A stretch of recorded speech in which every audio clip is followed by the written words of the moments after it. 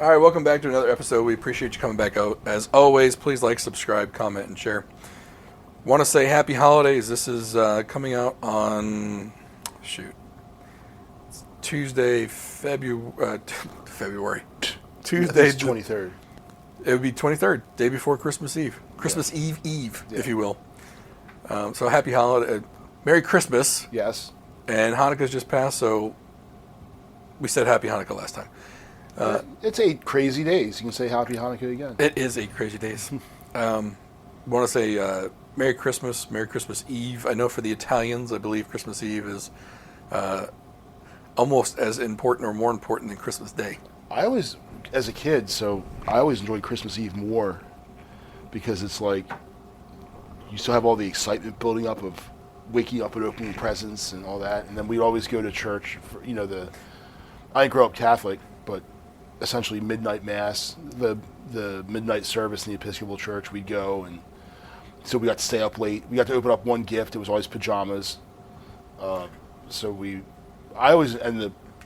dad was a really good cook, so he'd make this, the Feast of the Seven Fishes. The fishes. I was going to ask you about that. Yep. So like my sister-in-law's family it's always the fishes that night, Christmas Eve. Yeah. But Christmas Eve was when like the entire family got together at her mother's house. And Christmas was Christmas. Yeah. Right. But everyone kind of went their own way. My sister-in-law still got together with her mother, but the other cousins and whatnot they did their own thing and went with their other families and whatever. But like Christmas Eve was like the thing. Yeah. So for me, like Christmas Eve, I don't know if this is like a Christian thing or if it's a Jewish thing, or if everybody does it. Not that I'm Jewish, but growing up, my parents were best friends with a Jewish family, and we always had Chinese food on Christmas Eve. Yeah, so that's a Jewish thing, and it comes from because a lot of my closest friends growing up were Jewish, and on Christmas they would go. Christmas Eve it was go to the movies and watch and eat Chinese food because now everything's open. Like McDonald's is open on Christmas Day, Christmas Eve, which to me is kind of bullshit. But I guess if someone wants their large number one, they can go. Not everyone's got family to go to. So they would do, but Chinese restaurants were open, right? And the movies would be open. So that's what they would do. We actually last year, we went to church we went to mass at the 5 o'clock service, and then my in-laws were in town. We drove to D.C. and went to Chinatown and had some good Chinese there, which is crazy with Annapolis. There really aren't that many good Chinese restaurants here. No. Everything's a lot of it's takeout. Yeah. And even like the takeout stuff that we get, is we have a place we always go to. They deliver it. They're nice and the food's good, but it's takeout food. And we weren't looking for fine dining Chinese. We went to a place right near Capital One Arena. It's called Walk and Roll, and I love it. So, but yeah, that's what we did. So we drove into DC and, parked in one of the garages there. Went to Walk and Roll, then drove back. Drove around. Saw the Christmas lights. So we might do that this year, but fun. So when was that you went to that restaurant? That was last Christmas. Okay, so I used to work in Chinatown. Mm-hmm. When I first started working in DC, our office was it was a block north of, it was back then the Verizon Center. Yeah. Which was the heart of Chinatown. Yep. Now back then you didn't leave the office after 7 because you might get stabbed. Mm-hmm. But it was still Chinatown. Mm-hmm. There wasn't the Hooters, the Chopped, the Fuddruckers. It wasn't that. It was actual Chinese restaurants with Chinese writing. Oh yeah. And Chinese immigrants working in the restaurant, and a lot of them were in the lower level restaurant. So you would have to walk down from street level to get into it, right? And it was legit Chinese food. Yeah. Yeah, those people weren't fucking around. No, and even now, some of the restaurants, they still have the ducks and stuff hanging in the front window, and a smidge of English is spoken. Mm-hmm. but all the numbers are correct. Yeah. like they can't tell you what you ordered, but you're damn sure they'll say, look at the price right. $7.29. Yeah. Like you won't understand the rest of that. Yep. But no, so back then it was Chinatown. Yeah. Now it's just that they have the arch still there over. I think it's still there. It is. I can't remember I forgot which street it was. Is it corner of 7th and E maybe? Yeah, it's close by. It's not I. It could be J. I don't know. It's down there. It's right in front of the Verizon Center, Capital One Arena, or whatever it is. But back then it was Chinatown. Like that was legit shit. Yeah. Now not so much. Yeah. So we did that, and then, so that was a good time. So Christmas Day has always been an NBA day. Ugh. Yeah. I'm not a big NBA fan. Meh. But yeah. Now, though, the NFL has Christmas games. And I know there's a bunch of people that are upset with I think Donald Trump said he's going to say Merry Christmas again and all this. I never stopped. Right. And I don't care. Because if someone were to, during Ramadan, if someone who is Muslim wished me I think it's an easy fast or something like that, I'm not taking offense to it. Right. Whatever, if someone who's Jewish has Mazel Tov, to me, if someone is willing to extend kind words from or a blessing from their religion and their culture to me, and I'm not a member of that, I take that as a compliment. I accept it. Yeah. So if I were to say, by me saying Merry Christmas to someone who's not Christian, should not be taken as an insult. Right. And if you do, you're a bitch. Or you're just looking to be offended by something. True. So, well, how you gonna, I don't understand how people get offended by well wishes because it's not the well wish they wanted. Right. How about fuck you? Yeah. There's a well wish for you. Right. Go fuck yourself. I'd rather be told to fuck off. Right. Than or Merry Christmas. Yeah. Like, how do you know I don't celebrate? Okay. Sorry. Yeah. I'm just Happy Tuesday then. Right. What the fuck? Yeah. Christmas is a Thursday. Yeah. Blessed Thursday. Oh no, not blessed. No, can't say blessed. But so the NFL was, they were talking about the games coming up.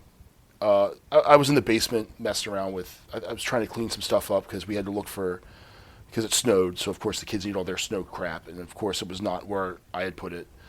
So then we bought new snow crap, clothes, the snow clothes, Sure. snow shit. But then the one for the youngest didn't show up, so I had to find. And then we're giving stuff away, and I'm like, well, my wife says, who are we going to give this to? How about the dumpster? Let's give it to the dumpster. Or the World Aid bin. Well, no, we can give it to a friend. No, we just get it out of the basement. How about that? So, in any case, the game's on, and they're talking about the upcoming games, and they had the Christmas game. The Commanders are playing the Cowboys in D.C., big game, blah, blah, blah, blah, blah. And at first they said Christmas. Then they, I guess, I forget who was calling that game, corrected himself and said, it's the holiday game. No, motherfucker. It is on the actual day of Christmas. Right. You could say the Christmas game. Yep. You shouldn't be offending anyone. Just like the New Year's Day game, if there was one. But that is New Year's Day. So you can say the New Year's. It's not the holiday game. Right. It is a holiday, true. However, when you're referring to when it's on the date of the specific holiday, are you that afraid of saying Merry Christmas or the Christmas game and offending somebody? Just like if no one's offended by the Yom Kippur War. They named it. There's a war named because it occurred on Yom Kippur, but it wasn't the Holiday War. Well, the Holiday War. I think that in that instance, it's probably more of the NFL getting in his ear. Yeah. Because if you say holiday game, more people will watch. Whereas if you say the Christmas game, everyone's going to watch it anyway. Probably true. But you know that's what happened. Yeah. Yeah. Oh, you might turn somebody off. Oh, okay. Then we don't want that person. First of all, that person's not watching football. Right. Right. So right. Someone who's got offended over that ain't watching it. Anyway. No. No.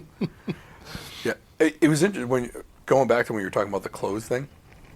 One of the best things that's happened. So apparently, the PTO at the elementary school put up those 2 white bins, which you can, if you put clothes that can be donated into a garbage bag, close it up, you put it in there, the PTO gets paid Really? for the poundage of clothes that's in there. Oh, because we just dumped a whole bunch of stuff in there. They get about $500 a month Really? based off of those things. Wow. 500 a month. That's wild. That's 6,000 a year I'm gonna to the PTO. People have been dropping these clothes off, and it's well-intentioned friends and neighbors that are dropping this stuff off. But I have so much of it because one of the things in my normally the order of succession is the oldest kid gets stuff, and then it goes to the other kids. Well, my oldest kid is not built anything like my other two. Right. So stuff doesn't go from him to the middle one because the middle one is bigger than he is. Right.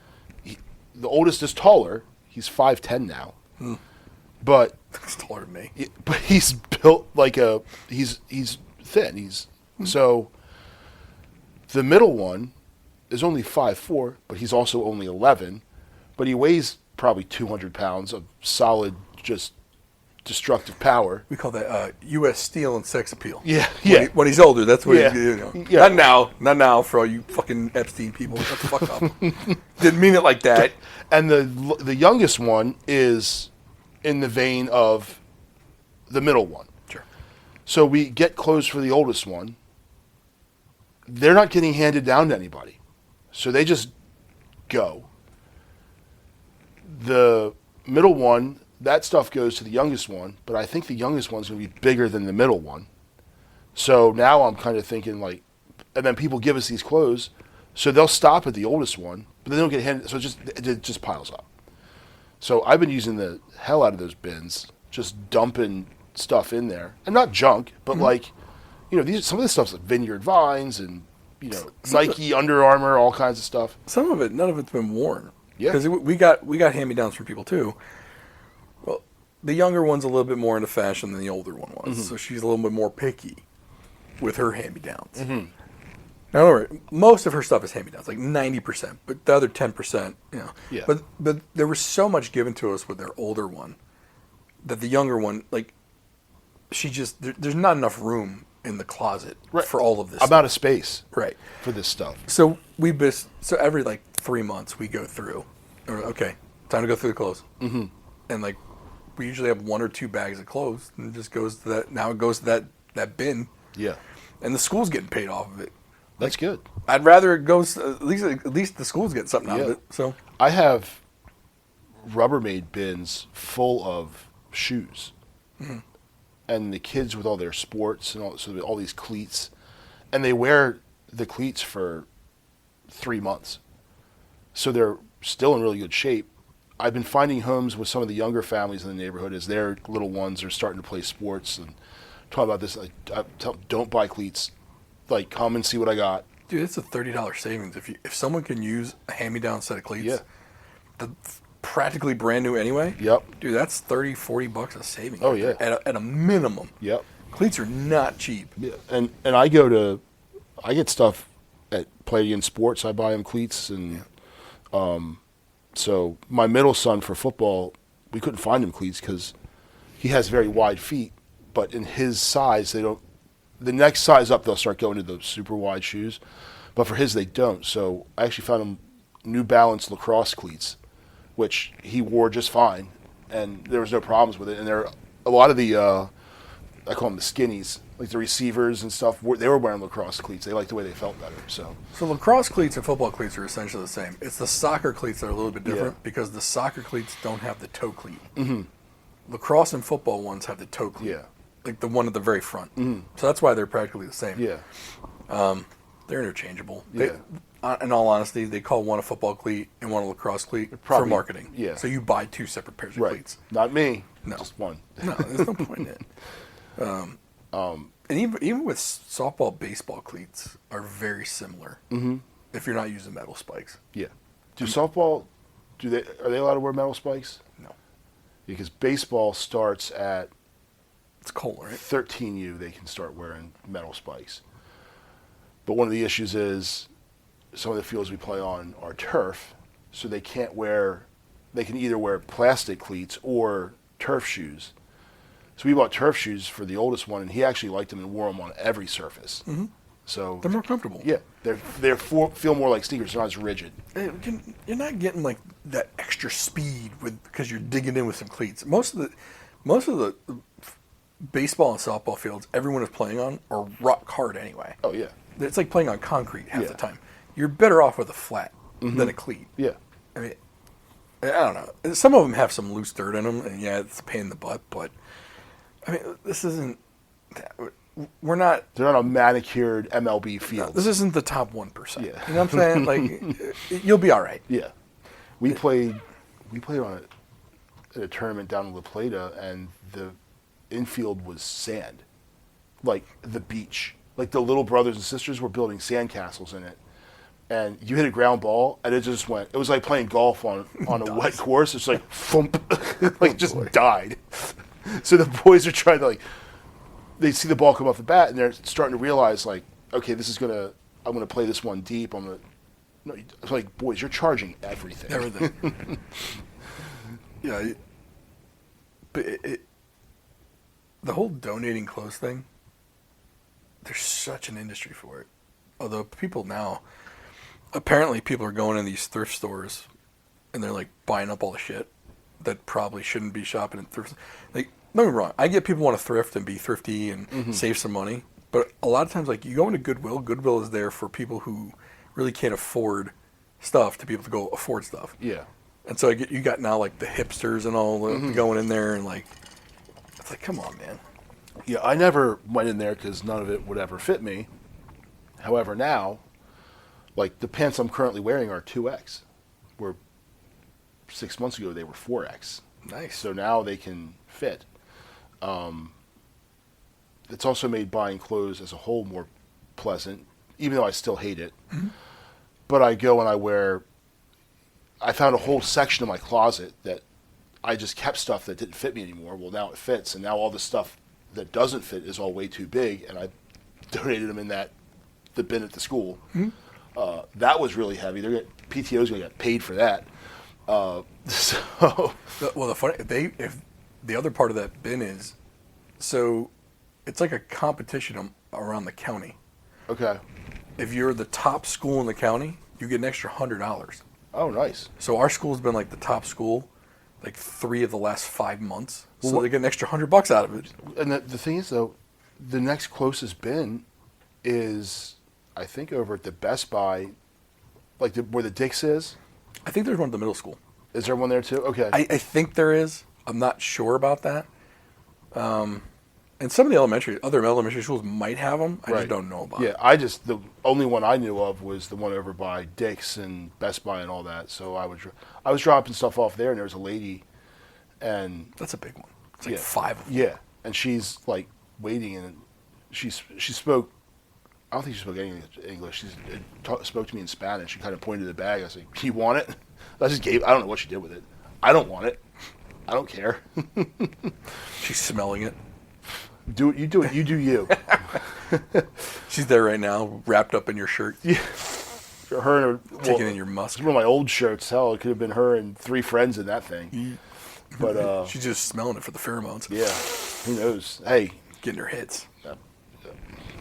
I'm taking, ladies. I'm taking. But maybe it was like one of those the ASMR things. Who knows? But Dude, I've been stuck on some of these. All right, so yes, I'm going down the ASMR rabbit hole. So, oddly enough, been getting into some of the baking shows. okay, I don't know if this is considered ASMR.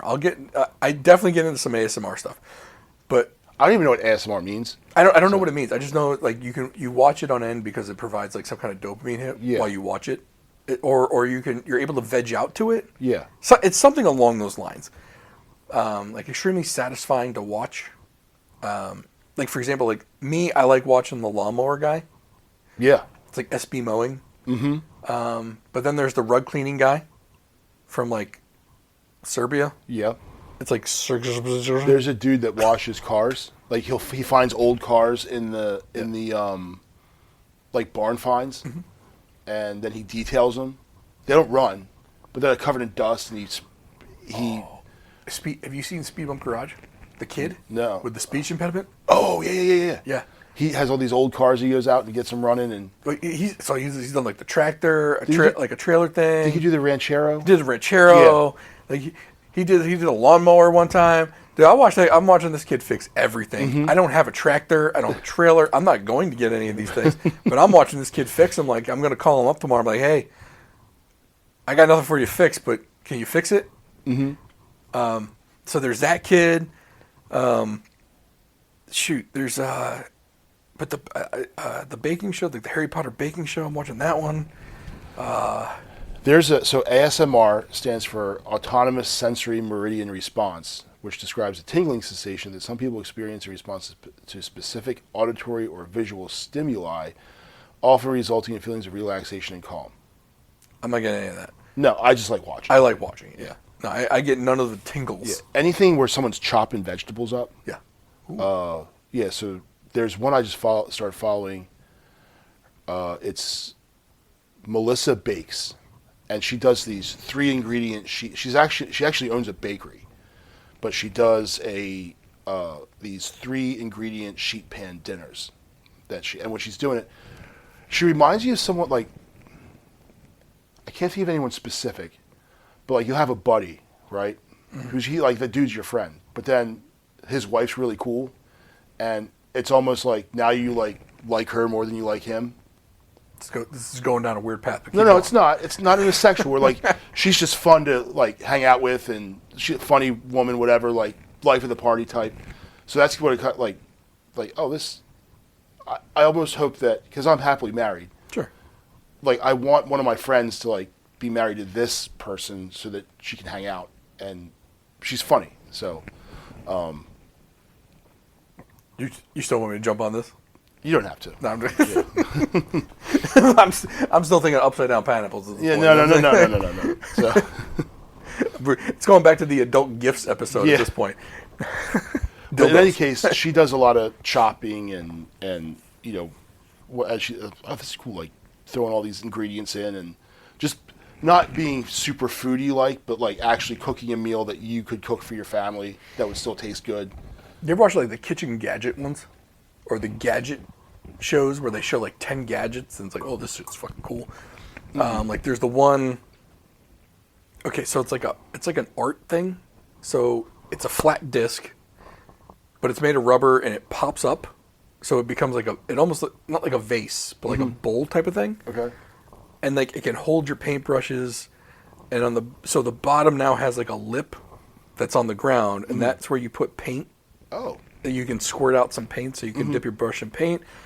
The brushes kind of like wedge into like the U-shaped things that are on the upper bowl, and then inside the bowl they put water so you can rinse your brush off. Oh, cool.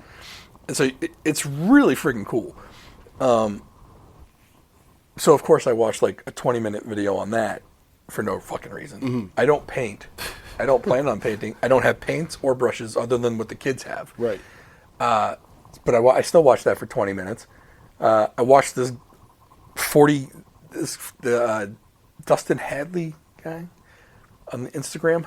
What's he He's do? like, you mean you've been telling me for 40 years I didn't know it was with some bullshit like that, and then he goes and makes some like he makes like ice cream, and then he eats it. He goes, whew, and like he like almost faints because he ate ice cream.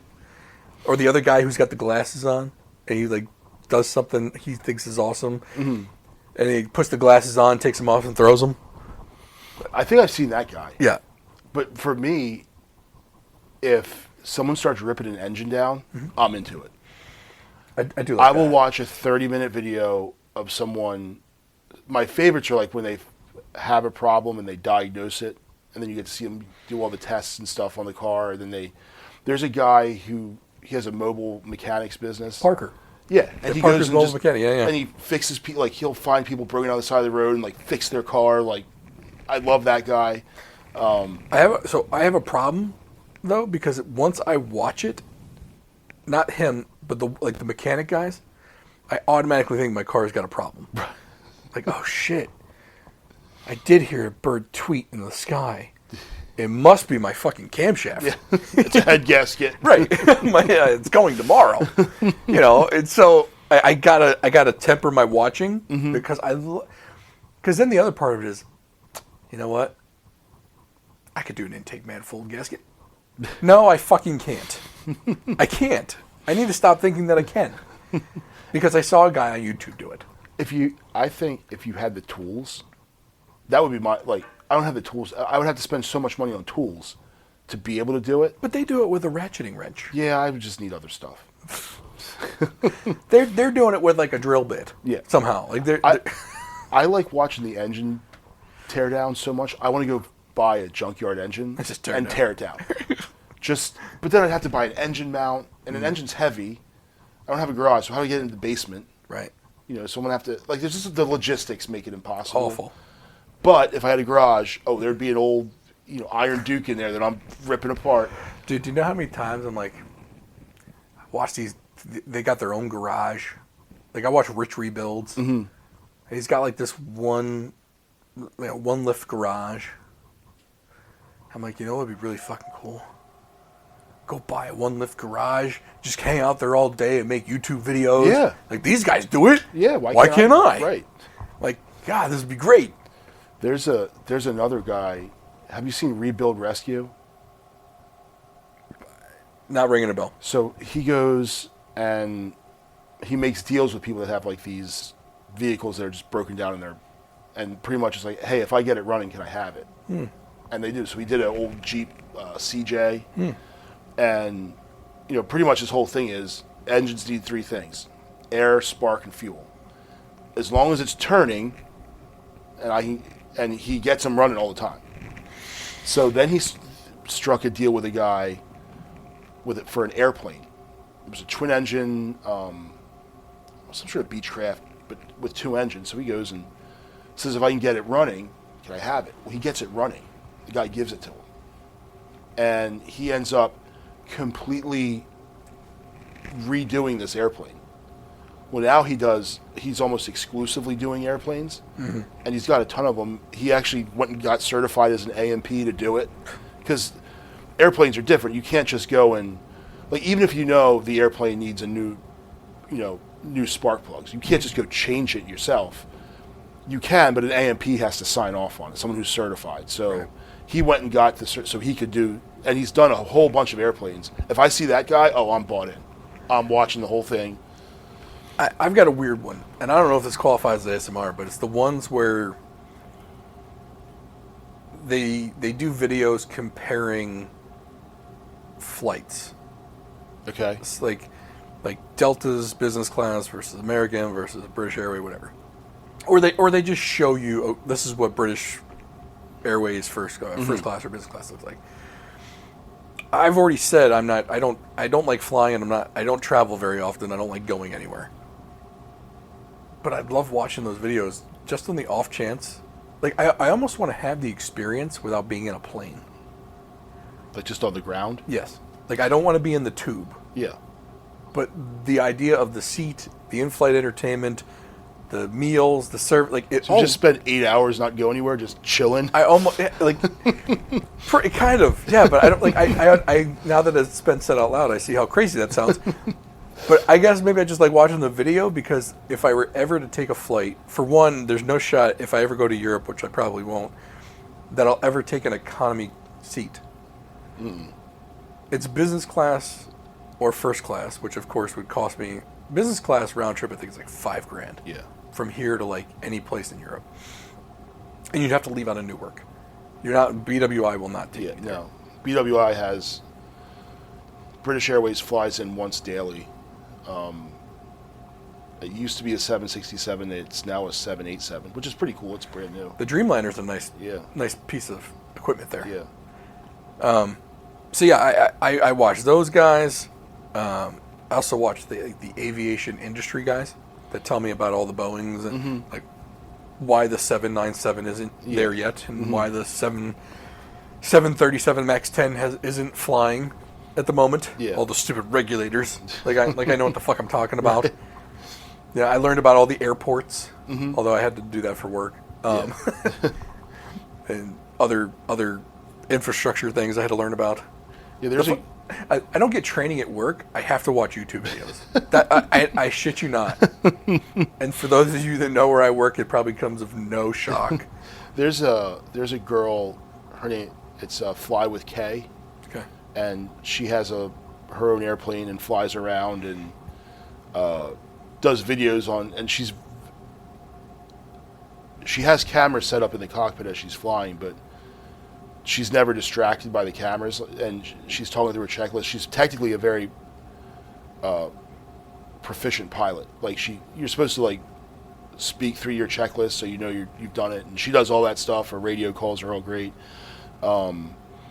There's another dude that does.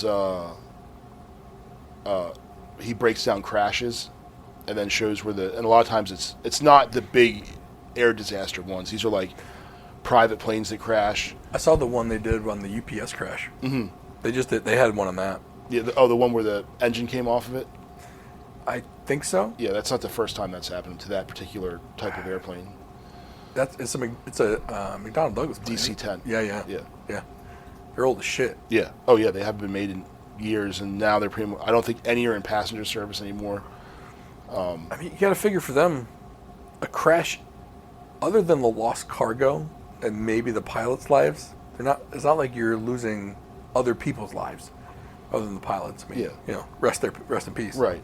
I think that there's some casualties on the ground with that one though, because it crashed into like some business complex. Like someone got video of that shit too. Yeah, oh yeah, different angles. Yeah, that was wild. Yeah, I'll watch those the air disaster ones. But yeah, there's some that if they pop up, I'm in. I'm hooked. I'm going through it. And as you watch more of them, of course, you get more of them. I mean, of course, so with Rich Rebuilds, I of course get the Sam Crack episodes. Mm-hmm. So it's interesting. I used to love Hoovie's Garage. We've talked about that show. Yeah. I don't like it now because it's fucking Lamborghinis, Maserati. I can't afford it. No, what I liked about Hoovie and Doug DeMuro, and Doug DeMuro hasn't been around at all. I haven't seen, maybe. So Doug, he's got Cars and Bids, mm-hmm. which he makes money off of. And then he's got he went from YouTube videos to podcasting. Okay. So it's just called This. Okay. It's that. Yeah. And that's his podcast that he does. I also think he does Iced Coffee Happy Hour or something like that. So he's doing more video podcasting. Okay. But then he also does this thing which is just him sitting in a garage talking about these five things. So, and then every once in a while he'll do the old quirks and features thing. Yeah. Which is what I liked him for. Yeah. And what I really liked him for was that he would do like regular cars. Right. They'd be, stuff that I would drive when I was a kid, like a third gen F body, or you'd go and find some car that you always thought was ridiculous and is ridiculous. The problem is now is when these guys do, even if they do new cars are so fucking expensive. I can't even afford. To me, a new car is almost like a Maserati at this point, or a Lamborghini. I can't afford that either. Yeah, which is funny because I am, as I have been for the last 3 years, in the market for a car. Yeah, I'm always in the market for a car. Well, I looked at. I was looking at Suburban, leasing a Suburban, because I thought, hey, I don't want to own this thing because it's going to grenade on me at some point. I don't want to buy a new car, but I'd lease one because in 3 years it's not my problem. $1,500 a month. I'm like, no. To lease it. Yeah. I think at some point. So I know right now they've got 8-year loans on some of these things. Mm-hmm. I think people are going to start leasing a car for 3 years to buy it out at the residual for another 5 years. They're essentially going to turn it into an 8-year loan. Yeah. But using a lease instead of a straight buy. Mm-hmm. And I don't know if it's better or worse than just buying it over 8 years, but I think you avoid the full tax burden up front. Yeah. So you do kind of spread your taxes out even further. The other part is if you can buy it if your residual that you can buy it out as is less than what you would pay retail for it, then you're probably making out a little bit. Yeah. But I could be dead wrong. But then here's the thing: do you want to own that modern vehicle ticking time bomb So, for another 5 years? in my opinion, if your plan is to lease something to get out of negative equity and then buy a car once you're done with it, you might as well lease a new one, maintain it as if you bought it. Mm-hmm. Do your oil changes more frequently. But a lot of leases come with maintenance because they want you doing it. Only according to the manufacturer. Yeah. The manufacturer, a lot of these manufacturers, they're saying 10,000 mile oil change intervals, no transmission fluid changes. Yeah. That's bullshit. Yeah, maintenance-free transmission. No. Tell me how this 10-speed transmission, Right. all these moving parts, is maintenance, which is another ASMR video you mentioned, Yep. the transmission teardowns. Right. Well, and so my thing is like with those cars, it's like, okay, if I'm going to lease this car with the intention of purchasing at the end of the lease, I'm doing oil changes at synthetic oil changes every 5,000 miles, and I'm doing transmission fluid changes at every 30,000 miles. Mm-hmm. And I'm going to maintain it that way. So that means I'll probably do, you're probably like 6 or 7 oil changes, and you're 1 transmission fluid change before the end of your lease. Mm-hmm. And then and at that point, it's a used car Yeah. versus one you have no idea what's been sitting on the lot, right? Now, if your plan is to just lease another car and you're just going to roll payment after payment and payment, okay. Yeah, and that's where like Benzes and bow ties is. Most people are buying a car every 2 to 3 years. Why are you buying it? Right. Just lease it. And I thought, well, mileage isn't a big concern because she doesn't drive far. So why not look at leasing? But when I saw the car, I was like, $1,500 a month? Like, that's insanity.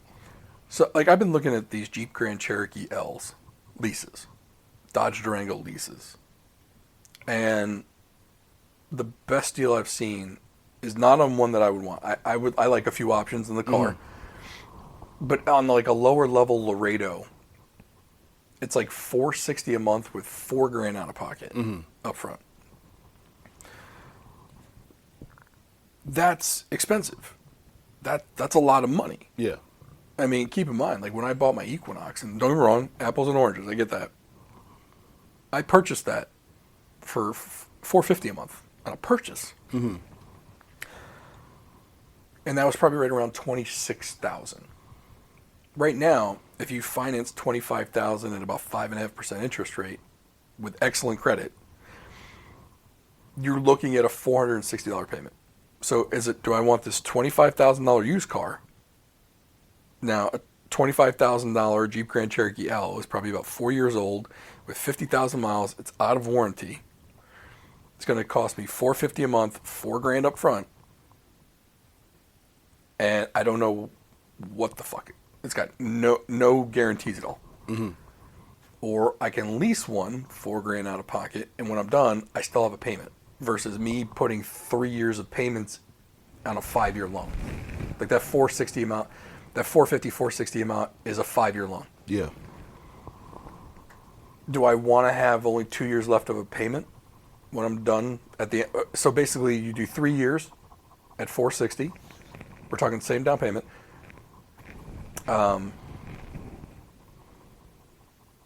Do you want to do $460 in a lease, and then you're still doing a lease after that? You don't know what cars are going to cost. You don't know what you're going to lease next. You don't know any of that. Or do you want to have a car, you buy it used, roll the dice, but after 3 years in, you only got 2 years left of payments, and you've maintained it for 3 years. Now you know all the problems. Now, yeah, you're still rolling the dice on, because now the car's 4 years older than the one you just got rid of. At that point, than the lease car. Like you're coming into a 2025 or 2026 versus a 2021, 2022. Yeah. There's a lot of negatives and positives of that, but it's like, do you want to have a car you own? And I will say this, like, having 2 cars paid off is really freaking nice to not have a car payment. Yeah.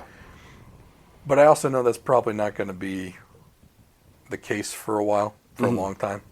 Like, I think I just kind of landed in a sweet spot and got lucky. And don't get me wrong, I've had a car for 3 years. I'm into it for 20 grand.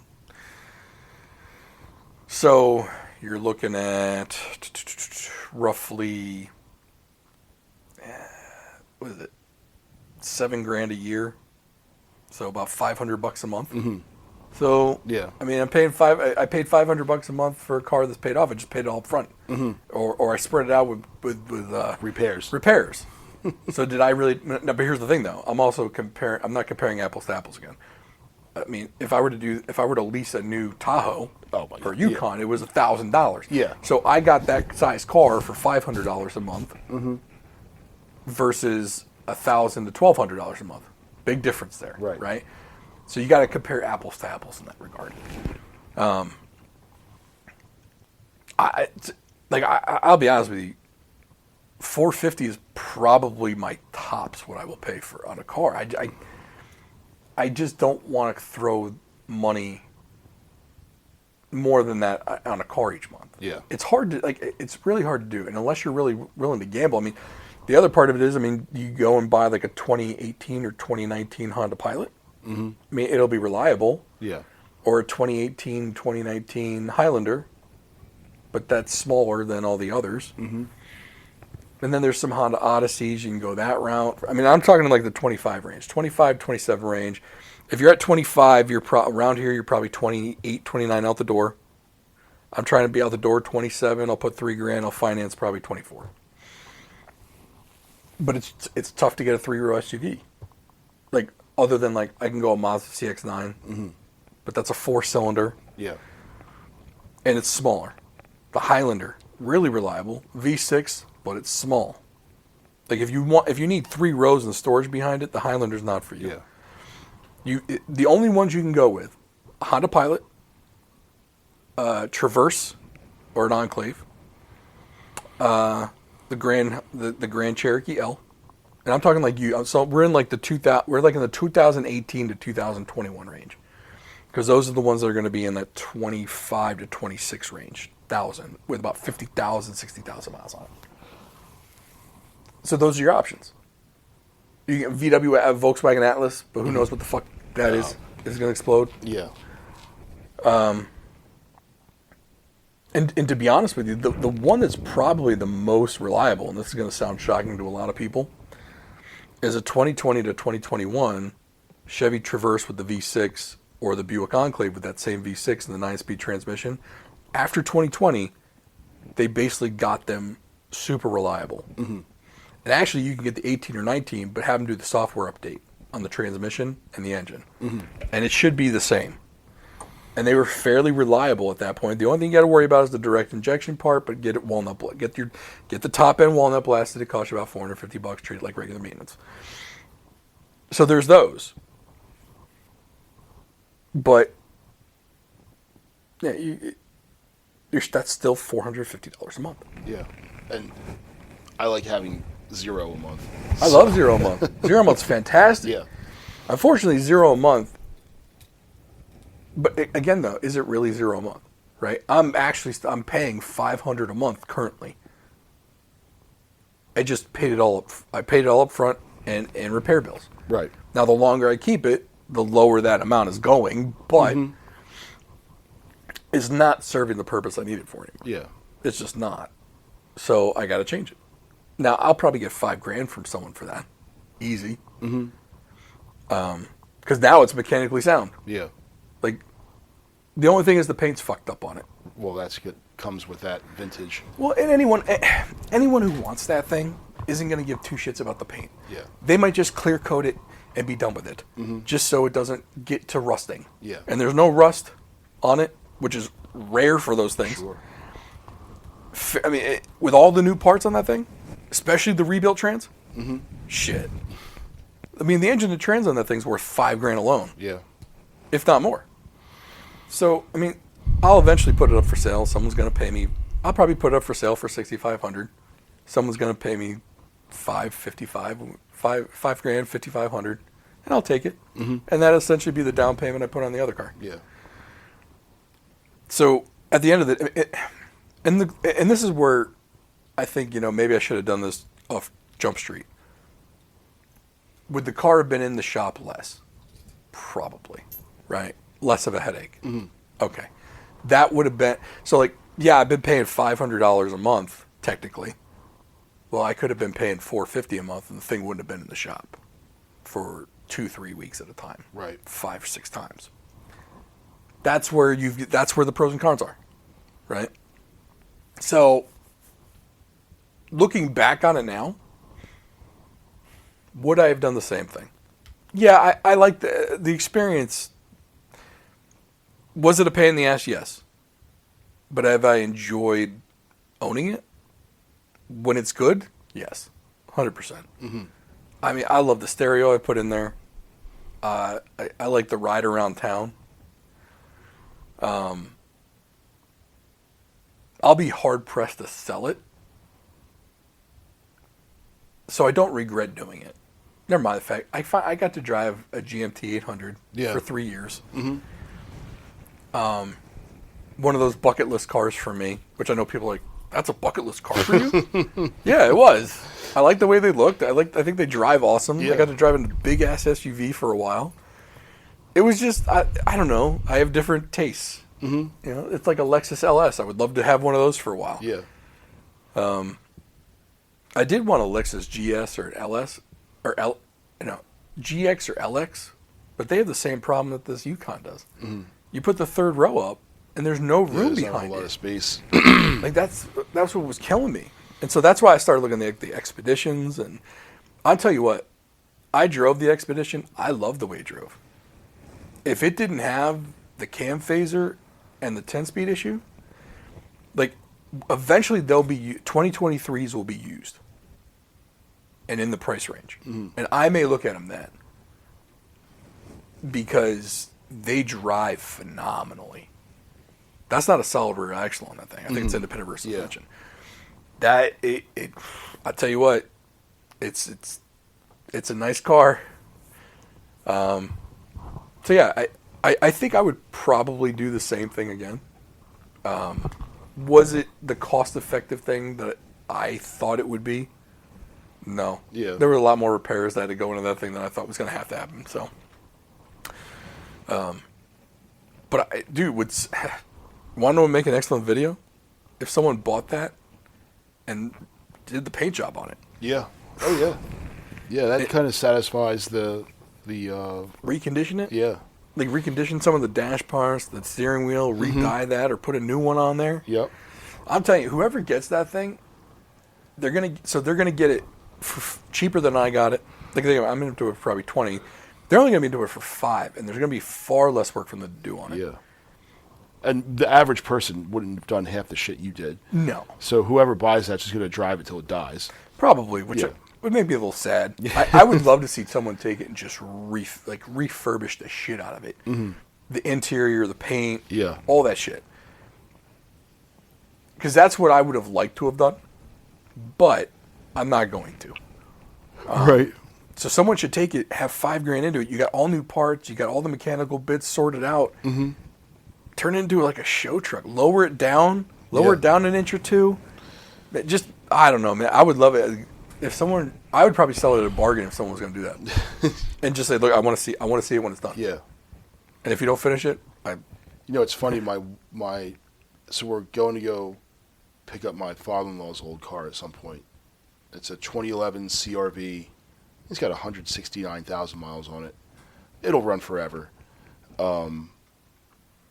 But I know the engines in those are kind of sought after by tuners. What do they call it? It's a B24 or something. It's what they call that particular 4-cylinder because it's big, and it'll go directly into a Civic. They also take turbos really well. Now this one's only 2-wheel drive, so I'm looking at them and I was like, The idea is for my oldest kid to drive it because he'll be 14 in February. A couple of years he'll be driving.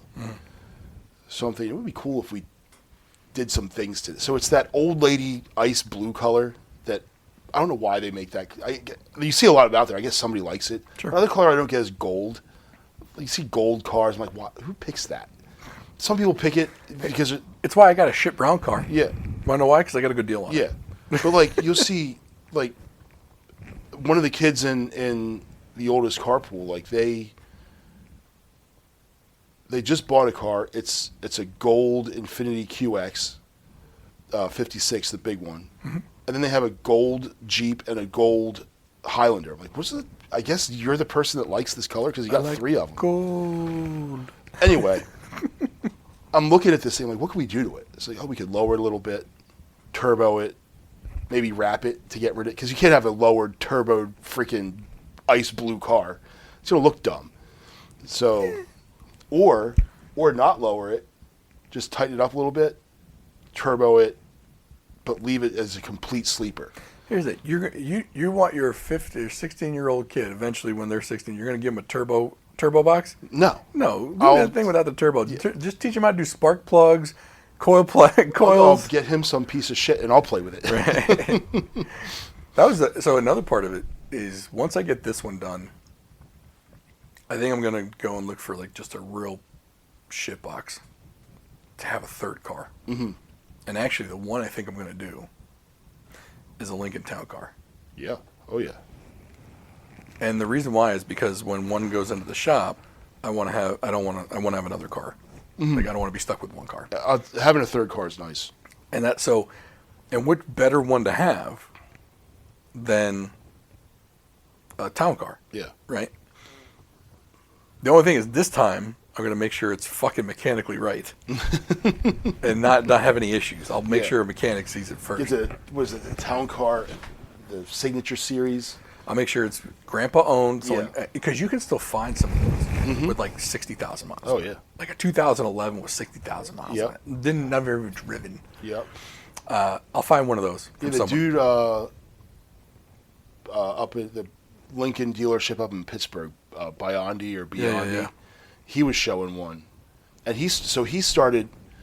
That was where Russ Flips Whips worked. Okay. And then when that dude left to start his consulting business, Biondi started doing videos to keep the momentum going. Russ is probably the one doing it for him. So I like Russ Flips Whips. I don't get it though. Whoever the camera operator is, they always shake left hands. It's real weird. Like, use your right hand. You sure it's not reversed? No, he's grabbing. So he's because the writing's all correct. Because when he does that contract and he shows the numbers, and they shake, you got a deal. Because you ever see the ones where people are in the car and they look like they're on the left side? Yeah, but they're not. It's not reversed because he extends his left hand to shake hands with him, and then the guy grabs it with his right hand. So it's like this kind of handshake. I'm like, why are you doing that? Do it the right way. So that's another guy. If one of his videos pops up, I always watch his.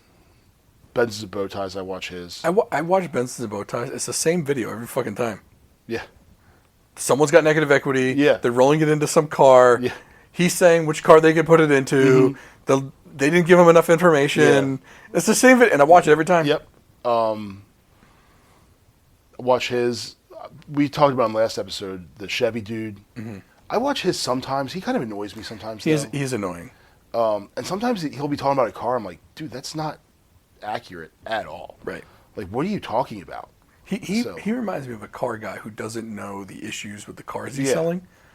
And so it makes him seem like he's just naive and or stupid. Yeah. Like, okay, we get it. You know how to sell cars. But do you know anything about these cars that you're selling? Otherwise, like, it's almost like, okay, if you're a car guy who knows cars, why would you ever sell a Nissan Altima to anyone? Oh, supposedly they're not making it anymore. The Altima? No, they're probably getting. To be honest, the Altima and the Maxima were the same fucking car. Yeah. For people that didn't know. Yeah, I saw a very interesting video on Nissan's. Many years ago, we did his Nissan Dead episode. Mm-hmm. And this guy was explaining what they did. And essentially, they were making their money off of essentially subprime car loans and then packaging those together and selling the loans to other other finance, just like they were doing with the subprime mortgages. Yeah. And they didn't care to make it decent because Nissans were decent before they switched to the CVTs and all this junk, and it became the official ride of 400 credit scores. Sure. But they were now Dodges. F Dodge. We talked about the Dodge brothers too, about how they. We did. But yeah, apparently the Altima is dead, and there's this whole like. I saw this Facebook post, RIP to the Altima, the car of this, the car of that. They'll bring it back at some point. They'll probably bring it back as a shitty crossover. Well, I mean, the thing is, the Versa got bigger. It got into Sentra zone. Sentra got into the Altima zone. Yeah. And the Altima and the Maxima were essentially the same size anyway. Yeah. I don't understand why they had both of those cars. Basically, the Maxima was the V6 version of the Altima. Mm-hmm. That's basically what it was. They were the same size. Yeah. And so essentially they're killing one off because there was made no sense to have two front drive or front wheel drive cars that basically were the same. Mm-hmm. Nissan, we've said this before, the CVT essentially killed Nissan. Yeah. Which is now they have to rebuild the brand and they're ditching the CVTs at least on the Pathfinder and up. Mm-hmm. I don't think they're ditching them on the cars or the Rogue. Now, that being said, if you listen to Scotty Kilmer, Nissan has now switched to a proper CVT that doesn't operate like shit. Mm-hmm. And look, not all CVTs are shit because Toyota's been making CVTs for God knows how long. Honda just started putting them in a lot of their stuff. Anyone who had a hybrid car had a CVT in it. Yeah. And a lot of time it was the Aisin transmission, the Aisin CVTs, whereas Nissan was using the Jatcos. And the Jatcos were shit. Mm-hmm. So apparently now I think they're all using Aisin, or if Nissan's still using Jatco, at least they fixed whatever problems there were. The thing was though, with those Jatco CVTs, you couldn't rebuild them. It was basically junk. Yeah. And so you just had to pay for a new transmission. Well, I'm gonna say it. That transmission alone is what killed Nissan. It killed Nissan. It killed Infiniti. It killed the cars that it didn't even have in there because everyone was so afraid to get a Nissan. Yeah. Because of how shitty it was. Mm-hmm. And it's like, okay, well, if your CVTs are shit, I don't know which of these cars have CVTs. Like Infiniti, the JX for years had a CVT because it was the clone of the Pathfinder. Before they remodeled the Pathfinder to get rid of the CVT, like, dude, it killed that brand. Yeah, and I see very few of those. So I always liked the Pathfinder until they switched it to that crossover CVT equipped pile of shit, and you don't see them on the road. Well, and to be honest, Nissan is not. All right, so there is a strategy for them to come back, but they're not following it, and they need to follow essentially the Hyundai Kia model from the 90s. Mm-hmm. You build a car, and it has to be, and unfortunately, Hyundai and Kia didn't really do it either. Your car has to be less expensive than the competition, but it has to be better. It was actually the Toyota model. Yeah. But Toyota and Honda did this back in the 80s. Mm-hmm. They built the same size car that everyone else was building, but they built it better and more reliable. Yeah. And you have to sell it for less. Mm-hmm. So Nissan now, like, your Rogue has to be less expensive than a Ford Edge. It's got to be less expensive than a RAV4. The CRV. It's got to be less expensive than a CRV. And it can't be a little bit less expensive. It has to be $5,000 to $6,000 cheaper for an equivalent model. Mm-hmm. Your Pathfinder has to be less expensive than the Pilot. Has to be less expensive than the Highlander. Yeah. Similarly equipped. I'm not talking like your bare bones model. I'm talking like your top platinum level has to be $10,000 less than a Toyota Highlander Platinum. Yeah.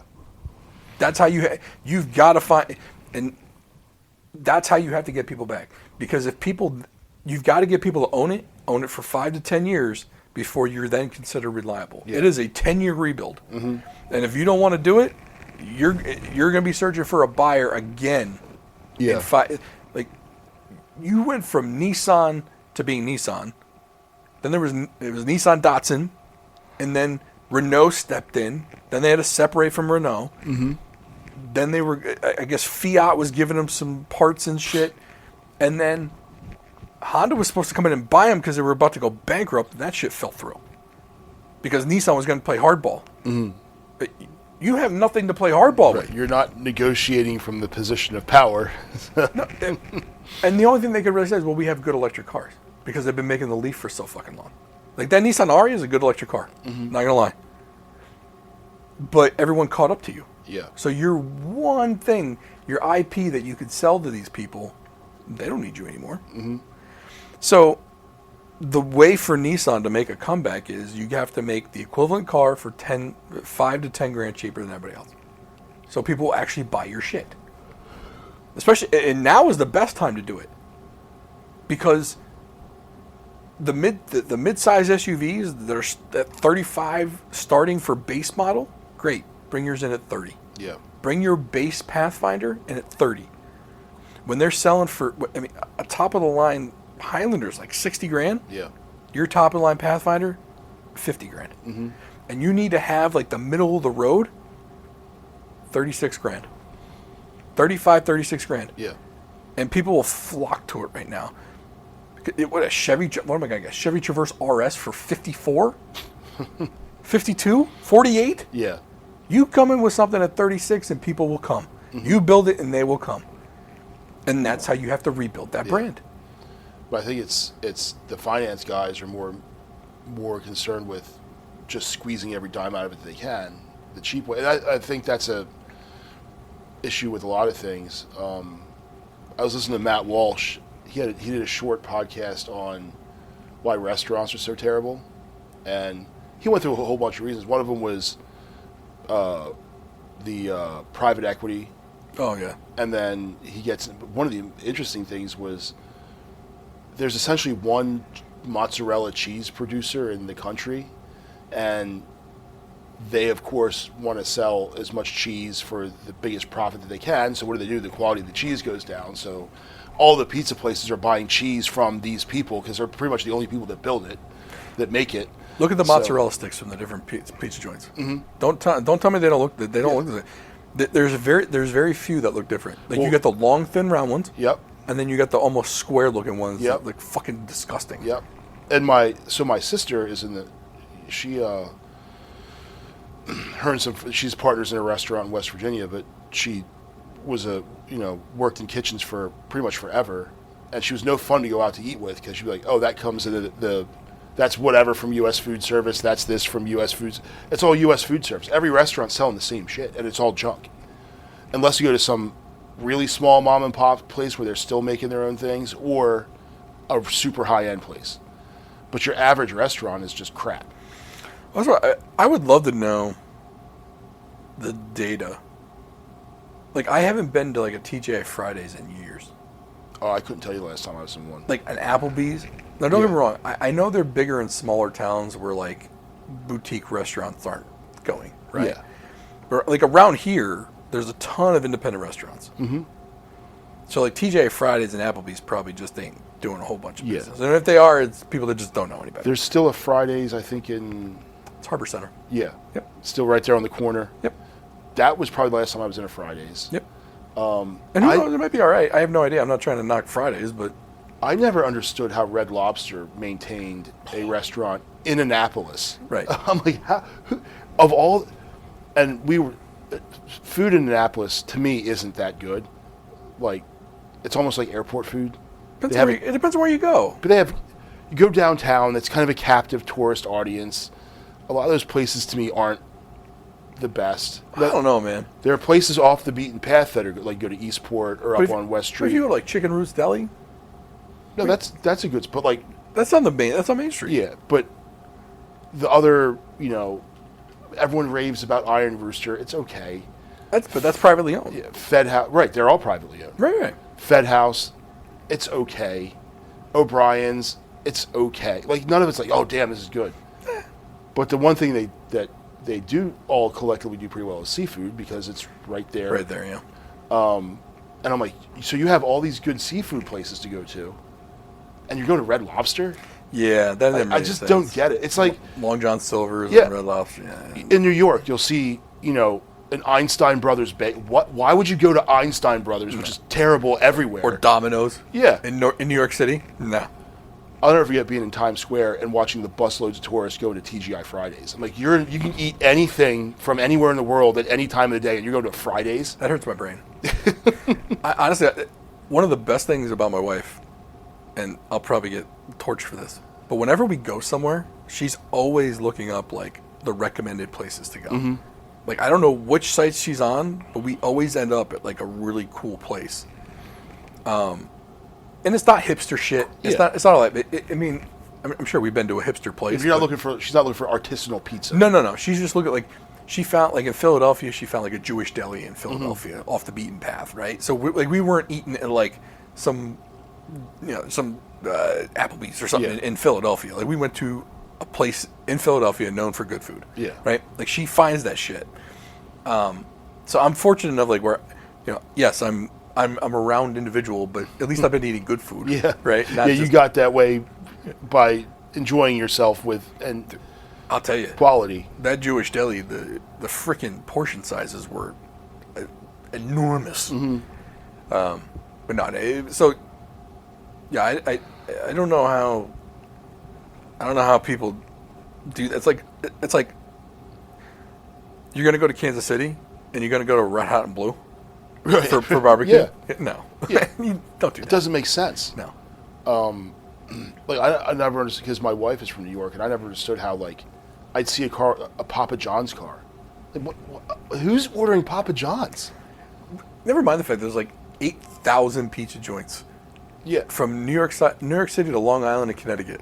that are all They're all great. yeah, that all blow Papa John's out of the water. Right. Like, Papa John's is the worst pizza here. I know. I get sick. Actually, Papa John's doesn't agree with me. The last time I ate Papa John's, when I had that bad GI thing, Yeah. and I won't touch it again. No. And then their sauce is sweet. It's something. Yeah. I don't know what is in it, but something in it doesn't agree with me. Yeah. So I swore off Papa John's years ago. Sorry, Papa John. Although you're fired anyway. So. Unless they want to sponsor the show, And then I love Papa John's. That sauce is fantastic. we will sell out in a heartbeat. That's right. Right. It's brought to you by Pfizer. Yeah, and Papa John's their and Papa Nissan. The official ride of the Driveway Beers podcast. I will drive one of those CVTs. If they're giving one to me, I will drive I it. won't drive it very far. No. or for very long. But I'll say I did.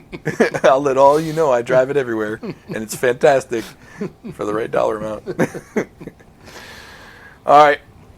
Well, Merry Christmas. I almost said Happy Holidays because I'm indoctrinated. Yeah. But Merry Christmas. We will... Are we going to do a New Year's episode? It depends who's in town when. Yeah, we may skip a week and come back after the New Year. But if we don't talk to you, hear you, listen to you, whatever it is we're doing with you, hopefully we're not doing anything with an upside-down pineapple in your bedrooms. If that's what you're into, and the official podcast of Swinging. Hey, what is it? Official podcast of Pajamagram? Yeah. Or Adam and Eve? Yeah. Imagine. Brought to you by Adam and Eve, your bedroom partners, with two smelly, hairy guys. Yeah. That'll sell a lot. Yeah. Sell a lot of underwear right there. A lot of dildos coming at you. Someone I'm sure will be entertained by. Hey, look, everyone's got a thing, right? Yeah. There's probably some ladies out there like, ooh, Adam and Eve. I want to thank Adam Chubbuck with TACMD. That's TACMD.com. That's TACMD.com. Douglas Realty in Pasadena, Maryland. I have a feeling I forgot to mention that in the beginning of the I episode. think we did. I think we just got right into Just it. got right into it. But thank you, Adam. Merry Christmas. And if we don't do a New Year's show, Happy New Year. And we will see you in 2026, which will actually be I believe April of 2026 will be year 6 of this show, Wow. which is shocking to everybody. Yeah. Including Especially us. us. Thanks for listening.